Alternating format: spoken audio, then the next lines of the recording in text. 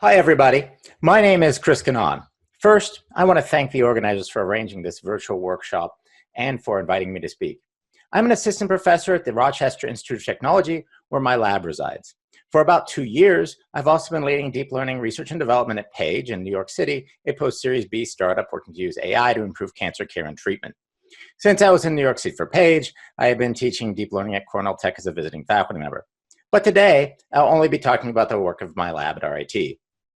Since learning about catastrophic forgetting about 15 years ago, it is a problem that I wanted to tackle. When I became a professor, my group started to work on it, and we have published a bunch of papers on continual learning systems that are robust to catastrophic forgetting. As all of us attending this workshop know, continual learning has grown tremendously popular as a research topic. This is wonderful. However, I'm deeply worried that many are solving the wrong problem. How do we define success? That's what I want to talk about today. So as we all know, continual learning means effectively updating a neural network with new information over time. The focus of this talk is supervised continual learning. In this example with a system for visual question answering, on the left, the system takes in an image and a question and predicts the answer incorrectly. The system then receives the correct label and updates itself, and then can later make the correct prediction. Continual learning is hard due to catastrophic forgetting. To update a network with new information, its weights must change. However, if these weights were needed for previously acquired tasks, then perturbing them can lead to forgetting of capabilities that it previously had. This is the classic stability plasticity dilemma. So when does catastrophic forgetting happen? Catastrophic forgetting happens when an agent learns from non-stationary data streams, meaning it cannot shuffle the data around to make it IID. All you have to do to cause a conventional network to fail to learn a classification task is to not shuffle the labels during training for each epoch. So if you just have them in order, it's not going to learn very well. Ideally, we want a system trained in a continual learning setting to rival a system trained in an offline manner, where shuffling the data with many training epochs happens. As I mentioned earlier, there's been a surge of interest in solving the catastrophic forgetting, but it isn't a new problem. Catastrophic forgetting was first discussed in 1989 by Mike McCloskey and Neil Cohen. And there was a considerable amount of interest in the 1990s by the psychology community and the early connectionist community, but then it died. There were virtually no papers until 5-6 years ago on the topic after the 90s. But it's popular now. So why do we care about this? There's 2 reasons to solve catastrophic forgetting. 1, we want to make systems that learn more like humans and animals. Humans are intelligent, and this is a capability we have. If we want to create artificial general intelligence, we have to solve continual learning. Second reason is enabling new applications. And often we want to infer immediately from new labeled inputs. And we can't do that if we have to train in the offline setting over time. Retraining from scratch is not possible in some settings. And learning with limited memory and computational resources is very important for some applications. So how do humans and animals learn? Based on our current understanding from neuroscience, humans and other mammals learn by storing compressed representations of temporally correlated experiences in their hippocampus. Priority is given to salient or novel information. And the hippocampus representations can be accessed soon after storage, enabling them to be used for inference and potentially using a mechanism called waking replay. During sleep, these representations are consolidated to the neocortex. What new applications would continual learning enable? After training, we often get more data and need to update a system. More data from existing classes and new classes. Continual learning, if solved, would prevent retraining from scratch, which is computationally expensive. We want to create AI systems that can immediately learn new things from their users. Often, these systems are resource constrained, such as smart appliances and smart toys. Utilizing the cloud is not necessarily a viable solution for many of these applications, especially for toys that interact with our children. Well, there's an easy hack to fix catastrophic forgetting. It's called full replay. Full replay completely solves the problem. Get new examples, add them to the database, grow the database over time. Great, as long as you have unlimited memory and resources, you're good to go. You're thinking that's progressively fine-tune the network with your growing database. And there's many ways you can do this. Simplest approach is just to mix new samples with some randomly selected samples from the database and do some iterations of backprop. It works pretty well. And you can just fine tune the network. Across multiple orderings for inducing catastrophic forgetting and across 3 data sets, we showed that on average, over 99% of the offline learners' performance can be achieved using this approach in an ICPR 2019 paper. So what's necessary from continual learning for real-world applications? If an agent has immense resources, they could just grow their data set and then progressively fine-tune a network with old and new data. So just use full replay. This works effectively. Companies do this all the time. Compute and storage aren't a problem. So why are we even bothering? Because this paradigm doesn't make sense for the applications that we really are interested in. It doesn't fit learning in resource-constrained settings. It doesn't match how humans or animals learn. It doesn't scale unless you have Google or Facebook-level resources. So full replay is not a solution. So what is a useful paradigm for continual learning then? During learning, an agent receives a set of instances sequentially, and then what we want it to train from an ever-growing stream of data. The agent has a fixed amount of time or compute with this set of data as it's being acquired. The agent cannot revisit instances it has seen without using a limited auxiliary memory buffer. And the system cannot catastrophically forget for any ordering of the data. It needs to be able to learn from non-stationary or stationary data streams. Multiple orders need to be assessed in experiments. Fair comparison is also required, and that means keeping memory and compute resources fixed across models, in addition to parameter counts. So let's ask hard questions. Do the continual learning paradigms people are trying to solve have anything to do with how people or animals learn? Do the continual learning paradigms people are trying to solve relate to any useful applications? Let's discuss. Well, this is super popular. It's incremental learning of permuted MNIST batches with task labels. So the goal is you start your first batch of 60,000 examples, you hand it to the system, and it needs to loop over it to learn that batch of 60,000 examples. That's called a task. After that, it learns its next task, which is a randomly shuffled permutation matrix applied to the MNIST images. This task is pointless. It would be as if all of the photoreceptors in your retina were periodically scrambled and could be revisited in a specific scrambled state. Batches are a gigantic set of 60,000 examples. But it's a very popular paradigm. 234 papers have been published about it based on Google Scholar, 122 in the last year. Meets none of our goals. It's highly unnatural. It's nothing like animal learning. Has no useful application. These data sets are also very small and really too small scale to be useful for anything today. We're not trying to build systems that can generalize to 10 categories. Systems that work well for this fail in many other useful paradigms, as we showed in a CLVision 2018 paper. Well, instead of using these permutations, that seems very strange. What we instead could do is just learn over time little batches of 2 classes at a time. Each one's called a task. Again, this is rather pointless. There's no real-world application that requires distinguishing between 2 of these classes. The task label distinction makes the problem much easier, and the task has extremely limited value as a research problem, in my opinion. It's still heavily studied, though. Okay, so let's move forward. So incremental batch learning. Now, the other methods I mentioned before are also operating on incremental batches of data. But the way the data is organized is either you scramble the pixels or you have these task labels. Instead, let's just hand the system a batch of data that only has data from some of the categories and not all of them. For supervised learning, many people use continual learning to mean this scenario, especially at computer vision conferences. And this paradigm has some value if you assume a system might get a huge update of new data. State-of-the-art systems such as BIC, end-to-end, and unified, which are published in venues such as CVPR and ECCV over the past few years, are also extraordinarily rigid in this paradigm. They can't revisit classes. They are designed to solve a great test problem. But in the real world, classes can be revisited, and none of these systems can handle this out of the box. They can only handle the incremental class learning paradigm, where the classes are not revisited and have only been tested on enormous batches. They are engineered for the toy problem to study catastrophic forgetting. And again, I still consider this a toy problem, just much, much better than MNIST and C410.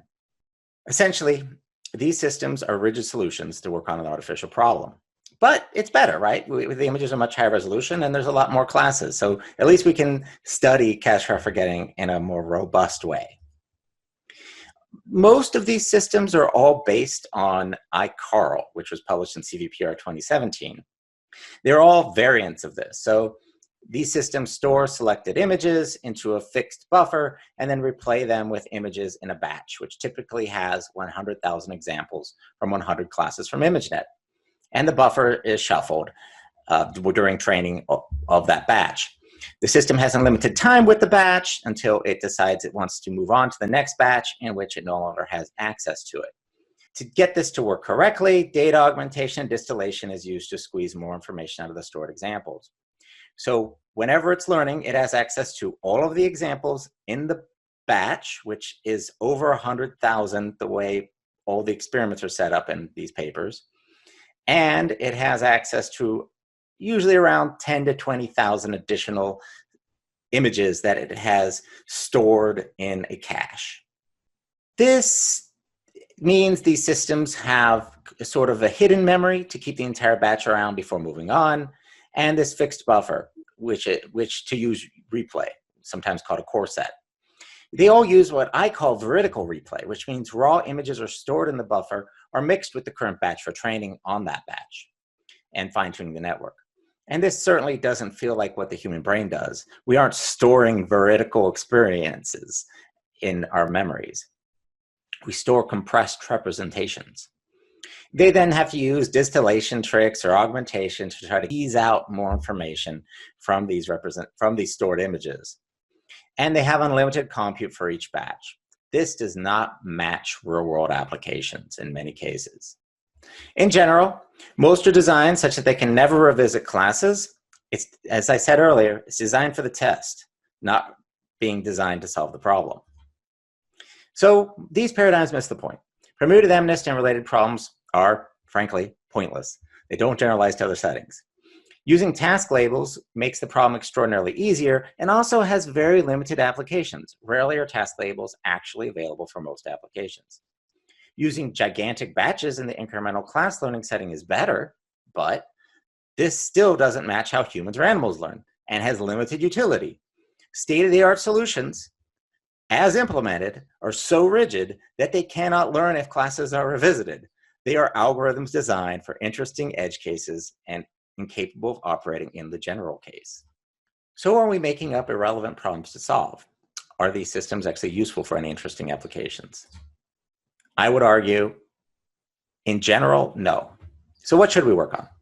I argue we should be working on streaming learning. This is online learning in a single pass through a data set, regardless of the order of those examples. This is true lifelong machine learning. Animals and humans do not loop over enormous batches of data for learning. We experience one life and learn from salient, temporally correlated experiences over time. We have bounded auxiliary memory and compute. Do not mistake tests for robustness to catastrophic forgetting, such as in incremental class learning, for the mission of making a system able to learn effectively from data streams experienced in any order. So to juxtapose the incremental batch learning paradigm to the streaming learning paradigm, essentially every batch is a size of 1. Online learning from non-stationary data streams in deep neural networks without catastrophic forgetting is the goal. We have constraints on memory and compute. And we could use task labels in this streaming setting if we chose to, but it makes it much easier. It should not be mandatory or required. So to summarize, it's online learning in a single pass through a life or data set, and it should be capable of learning despite the ordering of the data. Each example is seen only once. The need to use learned information or testing can happen at any time.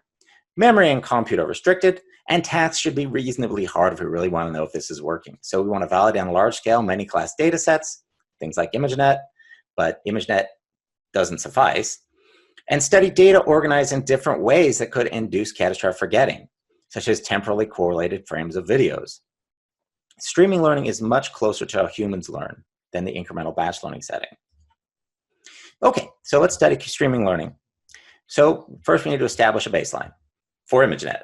And so what we did in my group is revisited this old algorithm called streaming linear discriminant analysis and just deepified it. And we didn't take much work to do that. So the strategy was to extract image features from a pre-trained deep CNN, just like all of the iCaRL family does. They all train a system during an initialization phase to establish its initial features. So that's what we did before entering into the streaming mode. Then what it does is update running mean vectors and a shared covariance matrix among the classes. And during inference, we can just use the pre-trained CNN, which is kept fixed, and then use this system to make the prediction, essentially a linear classifier. And these are the results on ImageNet. So 1,000 classes, when the examples are all presented in order by class. All of these systems that we compare against use ResNet 18 and the same initialization. So they all start with the same neural network initialization, which is the first 100 categories of ImageNet. The iCaRL and end-to-end systems, end-to-end is a variant of iCaRL, are trained in batches of 100,000 examples and get to loop over each batch. This deep SLDA model learns in a single pass through the entire data set, no extra memory.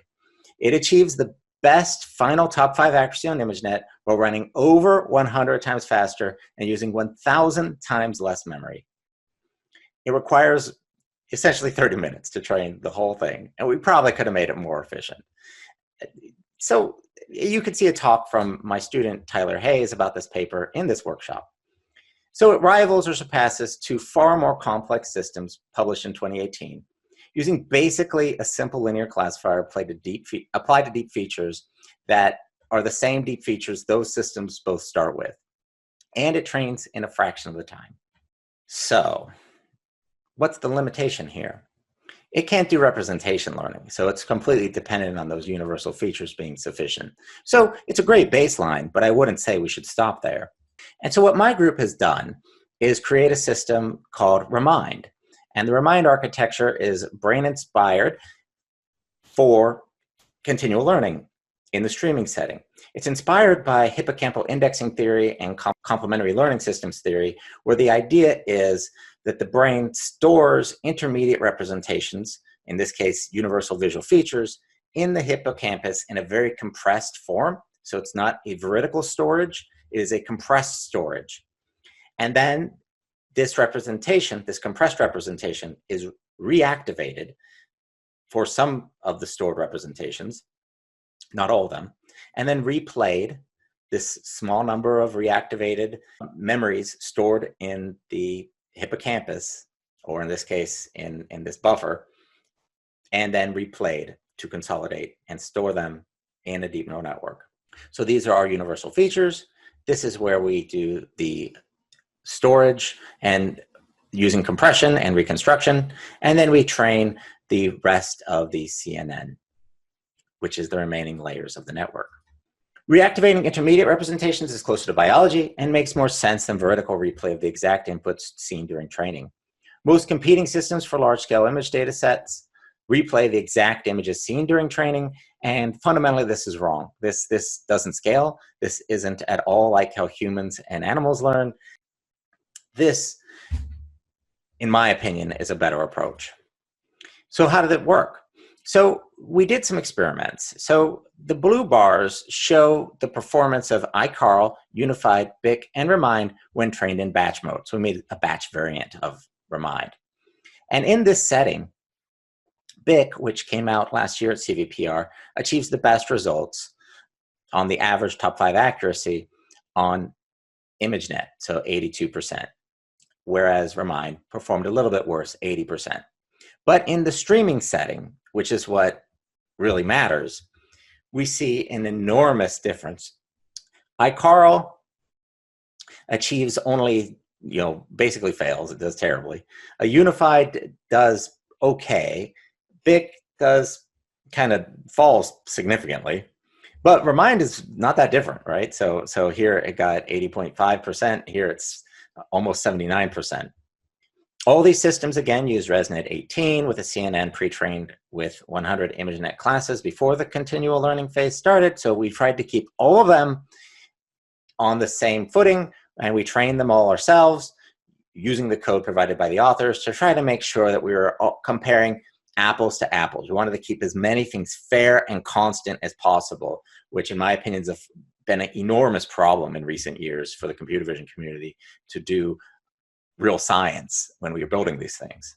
For the streaming mode for the incremental batch methods, what we did, it's not true streaming, but it's close enough, is we created small batch sizes of 50 examples each, and then trained each system only for a single epoch. For ImageNet, iCaRL, Unified, and BIC and Remind are all given 1.5 gigabytes of auxiliary memory. iCaRL, Unified, and BIC store raw images, but Remind doesn't. This is the performance as a function of the number of classes trained. So you can see here in the streaming setting that Remind performs very, very, very well, followed by SLDA, whereas in the streaming setting, all the others perform pretty terribly. In terms of runtime, Remind is also dramatically faster. So Remind's being trained in streaming mode, whereas these results are from these systems when they're trained in batch mode. And as you can see, Remind finishes much, much, much, much, much faster in terms of hours than these comparison systems after training, which Unified takes nearly 125 hours to train on our system. So it's critical to not only test one paradigm known to cause catastrophic forgetting, such as incremental class learning. To study this, what we use is the Core 50 dataset, which has 10 general object categories in temporally correlated data streams. Each frame is labeled. For IID, this means that the system is being trained with images that are just totally shuffled in the dataset. So there's no structure. It's just like we would normally want to train an offline system. For class IID, this is analogous to the ImageNet setting where the system sees a whole bunch of one category, then a whole bunch of the next category. Instance-based learning is an exciting alternative data ordering, which matches more closely human experience. We see all instances of an object in a temporal sequence. Another alternative is class instance. So this is a bit of an extreme where we see, which marries the instance and the class IID approaches. So we see all instances of an object in a temporal sequence, and each class is seen in order. When we do this, this is what happened. We found that Remind was very robust to the data ordering. So on ImageNet, these are the results you already saw. This is a metric that measures the percentage performance of the system with regard to the offline model, which is taken as a bit of an upper bound. For IID, we get nearly the same performance on Core 50 as the offline model. And we also see that for when it's class IID, when it's ordered by instance, and when it's ordered by instance and classes. Note that iCaRL, Unified, and BIC can't even be used in several of these scenarios because the code and algorithms as designed, of course, they could be modified to try to handle this, but that they cannot handle this scenario as is.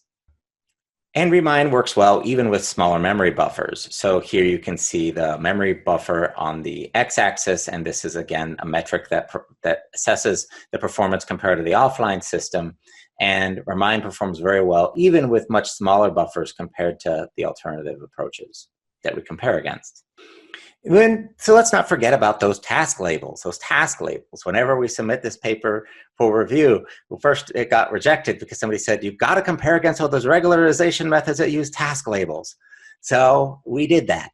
And this is what happened. So we set all of them up in a very, very fair way. All of them use exactly the same initialization with exactly the same orderings. And this is the results we achieved. Again, these results are percentage performance of the system trained in the continual learning setting versus the offline setting. We see that Remind achieves the best results across all of these settings. So here, this is class IID, so ordered by class. This is ordered by class instance. Again, these experiments are done using Core 50. And with no task labels, Remind works successfully. And so do some of the models here. So this is with task labels. So with task labels, we see that Remind performs very, very, very well, with the next best system being AGEM. But AGEM completely collapses when isn't allowed to use task labels. In the class instance ordering, we see the same phenomenon occur. Task labels aren't essential. They just help a little. That's the way it should be. Remind is easily extended. So we extended it to use it for visual question answering. So we pioneered streaming visual question answering, where inputs were ordered by question type. For Clever, this even appeared to be beneficial for learning, which was somewhat surprising. And so we tested on 2 high-resolution, very large data sets for this task, and we see that our system works pretty well. We had established our own baselines here, so we used SLDA again as one of the baselines. So what's next? We need larger data sets that have temporally correlated instances and established paradigms to improve replication across papers. My group has created the Stream51 dataset for this, which also facilitates out-of-distribution testing. You can see a talk from Ryan Rohde in this workshop on this paper, but the idea is in Stream51, the agent has to not only get updated with new classes, but it also has to detect which classes were not previously labeled. And it has established orderings and protocols for doing this assessment so that we can better compare results across papers. Just taking numbers out of them, in many cases, is not fair and does not suffice. In summary, in supervised continual learning, many of the paradigms and problems miss the point. They don't match animal learning or real-world application needs. Solutions are rigid and cannot solve the general solution, learning from data presented in any order. Many have hidden costs, such as keeping a batch in memory, unlimited compute per batch, and more. Don't mistake a test for robustness of catastrophic forgetting for the goal. Testing multiple data orderings is critical to correctly assess a system.